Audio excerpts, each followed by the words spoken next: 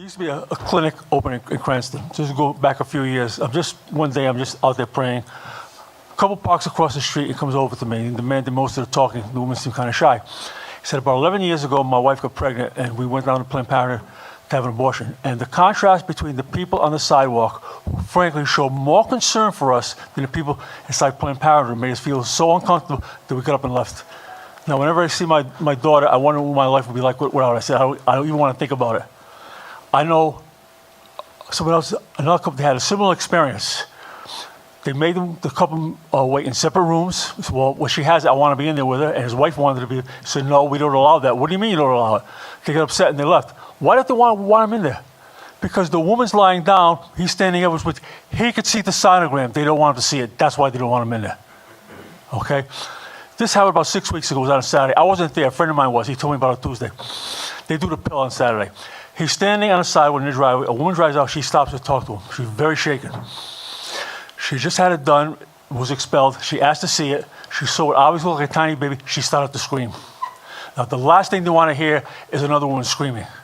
So they locked her in the ladies' room. That's what she said. They locked her in the ladies' room until she calmed down, and then they hustled her out of there. Now, if she ever called them back and said, I can't deal with this, I need help, they'll ignore her.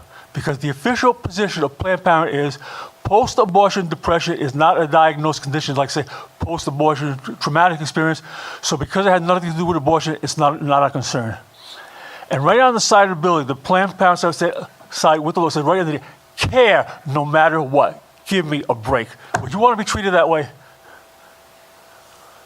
Tyler, he has a website. His wife is checking it one day. A woman contacted him. She went to Planned Parenthood to have an abortion. She's on a table, ready. The last bit, she decided she didn't want to go through it. So they sedated her more heavily and did it anyway. She got a lawyer. She wanted to sue. They denied everything.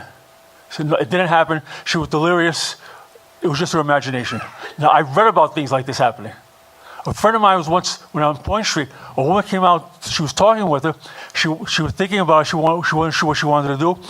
Two women came out, they put her arms around her, they actually tried to pull her back into the clinic to have the abortion. Now, if they're willing to do that, you think they'd have any reservations about a woman ready to go pump it up to sedative, to do it? I'll let you decide that one for yourself. All right? I've spoken to people who work for Planned Parenthood. Right? They have monthly quotas to meet. They have to do a minimum number of abortions per month. 1 month, we broke a record, so we did more than ever. They were celebrating. So why are we celebrating? I thought we were supposed to put contraception, so there'll be fewer abortions or more. She just left. Don't be silly. That's how we make our money. You may not believe this, but this happened in 2011. This happened. Right? It was a national news. Two guys go to a Planned Parenthood somewhere in Pennsylvania, pretending to be pimps. They had a 14, 15-year-old girl who was pregnant. They wanted to have abortions, and they said they would do it, and they went public. It was a big scandal, okay?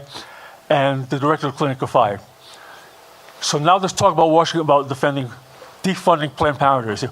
Last year, we did 823,000 cancer screenings. Where are poor women going to have cancer screenings? When it comes to cancer screenings, they are what they call a Division I diagnostic center, which means they do manual exams only. They do not do mammograms. But in 2011, many community health clinics in low-income areas did 320,000 mammograms because they don't have the kind of clout Planned Parenthood has. In the next year's federal budget, their funding was cut by $600 million. Every year they get funded, every year they have a surplus, which they were allowed to keep it. At that time, they had a surplus like about $1 million, $1 billion. Now, if they really cared about these women, they could have said, look, you don't have to fund us this year. We know about this huge deficit. Whatever you want to give it to us, give to them. They need it more than we do. Because especially, we want these poor women to have access to mammograms because we ourselves don't do it. But instead, they go to Capitol Hill in Washington, they spread money around to buy influence, to keep the funding, and then they have the unmitigated gall to claim that anybody who wants to defund them is attacking women. Now, if that doesn't tell you everything you need to know about Planned Parenthood, you just don't want to hear it. It's all a colossal scam. I've talked to people, I see some of the things I've seen myself. It's bad enough to kill tiny babies, all right? I mean, it's been proven in court that human beings begin to born. But on top of that, they're exploiting vulnerable women, which is just an incredible betrayal. I mean, I get so furious that sometimes I feel like screaming. I mean, I don't know what's worse about people, the arrogance or the hypocrisy, because I rub their eyeballs on both. They make me sick.